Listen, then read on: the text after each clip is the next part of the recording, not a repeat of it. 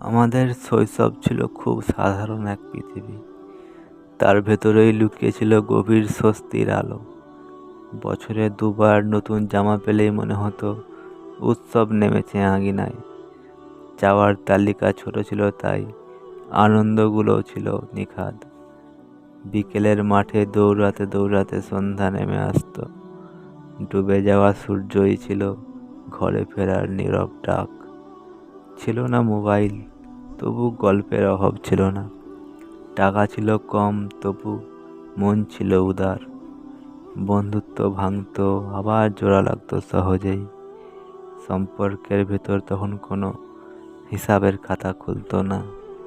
এখন আমাদের কাছে অনেক কিছু আছে, কিন্তু সেই নির্বাণ হাসিটা আর খুঁজে পাই না।